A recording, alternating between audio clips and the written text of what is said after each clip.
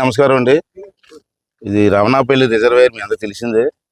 ఈ రిజర్వాయర్ ఎప్పుడో పూర్వీకుల దగ్గర నుంచి ఉంది, మా టైంలో కాదు. అయినప్పటికీ కూడా ఈ రిజర్వాయర్ కింద ఈ చెట్టు కింద గ్రామాలన్నీ కలిపి చెట్టుపల్లి కానీ కొత్తూరు కానీ అలాగే అన్ని కలిపి సుమారు నాకు తెలిసి 3000 ఎకరాలు ఉంటుంది సాగు. బలిగట్టు ఏరియా కానీ అన్నీ కూడా. ఇది చాలా మందికి 3000 ఎకరాలు సాగు చేసే మంచి రిజర్వాయర్. పైనుంచి వాటర్ కూడా మనకు ఎక్కువ వస్తుంది కాబట్టి ఎప్పుడు కూడా ఈ రిజర్వాయర్ కింద భూములు బాగుంటూ ఉంటాయి.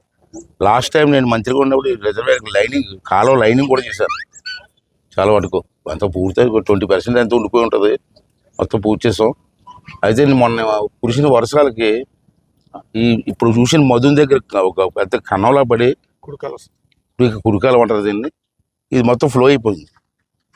ఇది అన్నీ మన వాళ్ళు చూసుకున్నారు కాబట్టి సరిపోయింది, లేకపోతే ఇక్కడ ఉన్న ఇళ్ళన్నీ పోతాయి.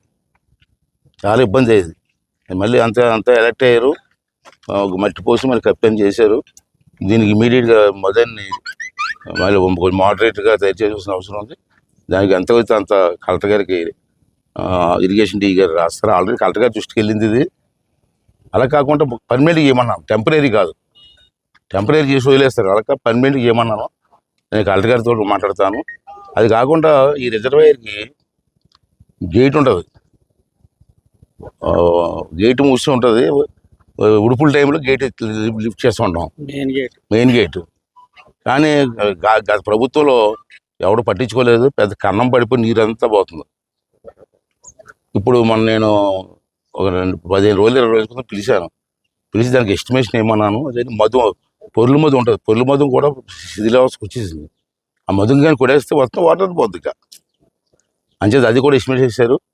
నేను మొన్న అసెంబ్లీ టైంలో మంత్రి గారికి రామానాయుడు గారి ఇరిగేషన్ మినిస్టర్ గారికి అది ఇచ్చాను. ఆయన అతను ఆర్డర్ కూడా వేసాడు, ఆ డబ్బు వస్తుంది.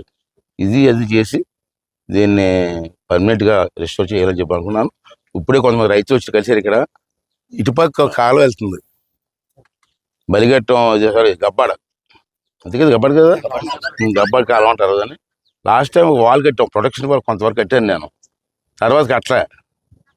ఈ ప్రభుత్వం పాత ఆ మొక్క కూడా కట్టేస్తే ఇంక ఈ రైతులకి ఇబ్బంది ఉండదు, పొలాల మీదకి రావడం కానీ పొలాలు మొలకడం కానీ.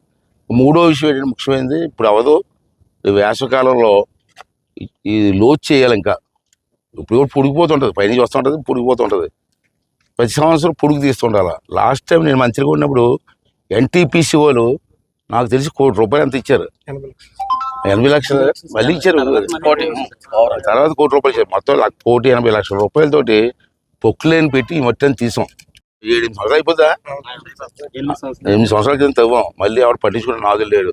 అంచేది మళ్ళీ వేసవిగా నీరు తగ్గిన తర్వాత, ఉడుపులు అయిపోయిన తర్వాత రైతులకు ఇబ్బంది లేకుండా వేసవకాలంలో మళ్ళీ ఎన్టీపీసీ వాళ్ళనో లేకపోతే స్టీల్ ప్లాంట్ వాళ్ళనో ఎవరినో డబ్బులు తీసుకొచ్చి మరి పూర్వంలాగా మట్టి తీయించి ఏర్పాటు కూడా నేను చేస్తాను.